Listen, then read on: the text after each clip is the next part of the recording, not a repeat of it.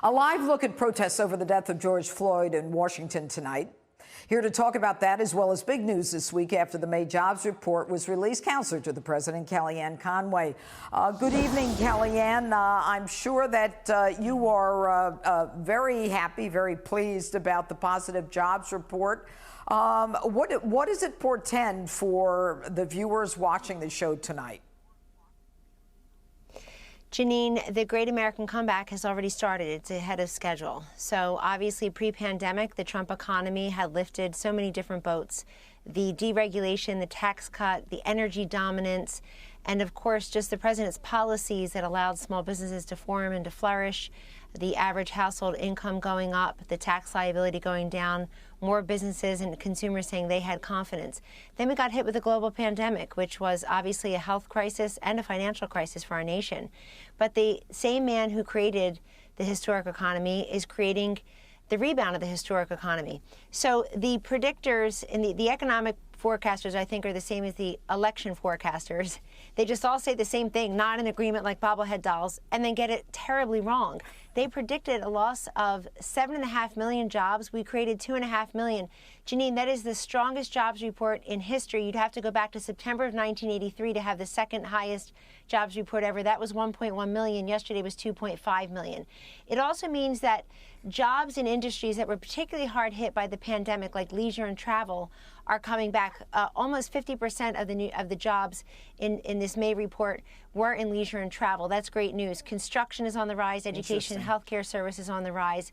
So it's different kinds of jobs. And then also, let me end on this with the economic piece.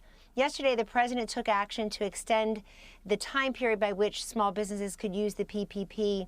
And let me just say that right now, the Council of Economic Advisors tells us about 73% of small businesses are up and operating. At the lowest point in April, during the height of the pandemic, it was about 52%. So contrast the way the liberal policies about businesses would totally hurt small business formation and survival. The terrible democratic policies that Joe Biden is putting forth would really bring us backward in terms of the economy. Thank you for your opening on George Floyd. I found it one of the most compelling few minutes about his senseless murder that I've heard in the last 2 weeks, and I applaud you for saying that as you did. Thank you. You know, I think that what we've got in this country is a concern for things that are, not as easy as people think they are. And but talking about that, what about Muriel Bowser? You're in the White House. This woman has a mural painted within a couple of blocks of the White House saying Black Lives Matter. She ends up throwing out the National Guard from one of the hotels. Guardsmen who came in, I understand, from Utah. Everybody is so ungrateful. So you're caught in this situation where you need the National Guard or you don't need them, and there is this tension. But we are still coming back, and the economy is going to come back. But how is this going to affect the president?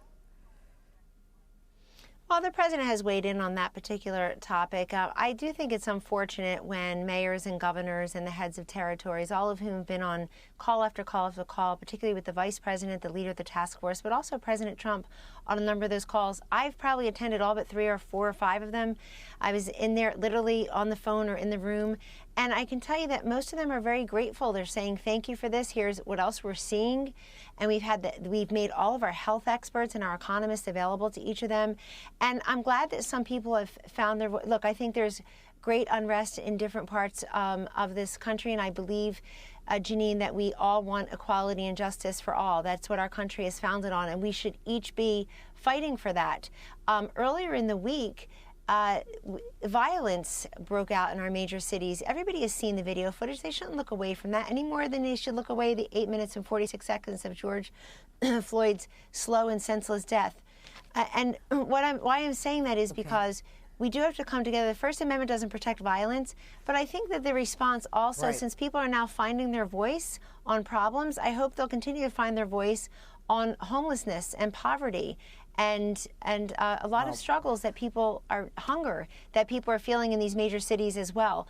And so the president continues to work with all the leaders of the states on anything, including the pandemic. And by the way, D.C. is like the other 50 states. They presented their plan for reopening, and we're helping them with that, and we'll continue to. Kellaynne Conway, thanks so much.